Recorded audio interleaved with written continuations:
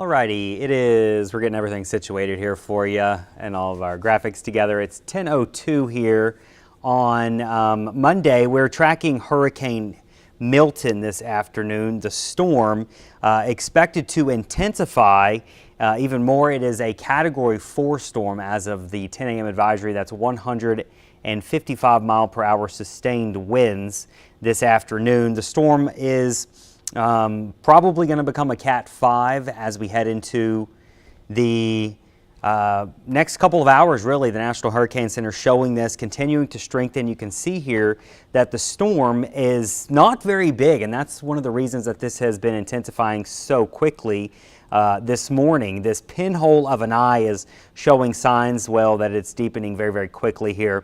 Pressure down to 933. Let's take a look at the latest track. The storm is expected to become that Category 5 as we go throughout today.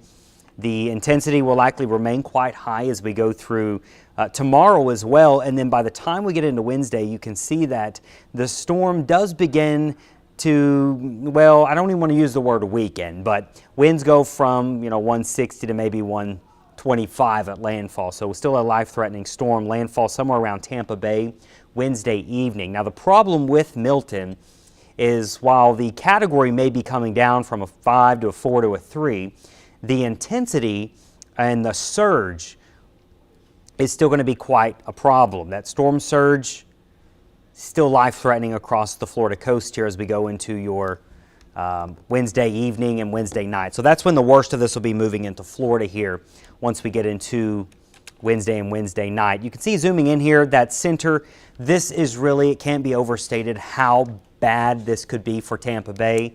Many people alive, almost everyone alive in Tampa right now has never gone through a scenario with the storm making landfall at this trajectory, coming right into the coastal areas of Tampa there and causing problems with storm surge. So that's the big problem. Right now, the National Hurricane Center calling for 8 to 12 feet of storm surge. That could go up. I wouldn't be shocked with the latest storm being, a Category 5. If that wind field can really start to expand here, then this is definitely worrisome for Tampa and the surrounding areas, anywhere south of this eye. So remember, on the northern side, you get storm surge. We call it negative storm surge because the winds are coming offshore. The worst would be closer to the Bay, Sarasota, and then still quite high all the way down to Fort Myers where they could see 5 to 10 feet. We're talking life-threatening storm surge really all up and down the western side. Anywhere south of Tampa is where that threat seems to be highest right now. And that's why evacuations are being called for some areas. And please heed these warnings because 8 to 12 feet of storm surge would be record-breaking for a lot of these areas around Tampa Bay. Now, that's just one part. Of course, with a hurricane coming in, you're going to have strong winds. We are forecasting a significant wind threat right here, especially along the coast. But with it coming in at this angle, those hurricane-force winds will penetrate far enough inland. So even once you get inland here, even Orlando could see damaging wind gusts up to hurricane force are a possibility. So winds aren't going to stop right at the coast, but that's where the worst certainly would be. You might be wondering, why is it taking this weird path? Well, trough of low pressure off the east coast here is going to be pulling it east across the Gulf of Mexico, so that's why it's making this turn. You can see the tight storm there with a small eye. Notice how it grows in size as we head into Wednesday and Thursday. This is when we will likely start to see some wind shear and dry air get pulled up into the storm. That means the winds will start to come down, but as the winds come down, the wind field grows in size, and so you just have a larger push of water. So that's why, regardless of a Category 3, 4, or 5, the storm surge will still be deadly. We've seen this with previous storms. We don't talk about Hurricane Katrina and Rita very lightly, especially here in New Orleans, but Katrina is a great example of a storm being a Category 5 a day before landfall, and then once it made landfall, it was a Category 3, but it wasn't only just a Category 3. The storm surge was still that of a Cat 5. So remember, the category only tells you what the winds are doing. It does not tell you the surge, and this has all signs pointing to deadly storm surge anywhere south and south of the eye where it makes landfall. So all of south central Florida here on the western side getting ready for that storm surge, maybe up to 12 feet the way it looks right now. Of course, that could end up being higher if the Hurricane Center sees the need to adjust these numbers. They likely will, but that's the latest. So if you're just joining me once again, the latest on major Hurricane Hurricane Milton.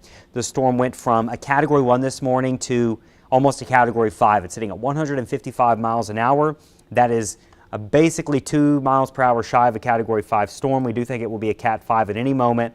I mean, it just doesn't get any more pronounced than that. A pinhole eye, a tiny core.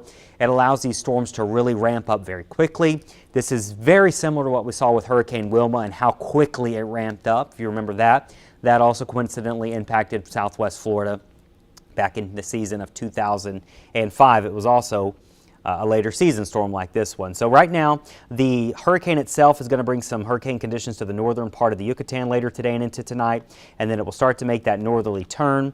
We have it making northeast movement up through Tuesday into Wednesday. Notice the intensity from a Cat 4 to a Cat 3, but still that deadly storm surge will continue along the west coast of Florida as we go into Wednesday afternoon. And Wednesday night will be the worst of it moving into Florida. So that is the latest as of the 10 a.m. advisory. Next full update will be, the Hurricane Center has been updating it really hourly at this point because the hurricane hunters are in there just finding that it's increasing in intensity hourly. So we will continue to follow that very, very closely. But that is the latest on Hurricane Milton heading to Florida. Landfall going to be there by Wednesday evening. Thanks for joining me.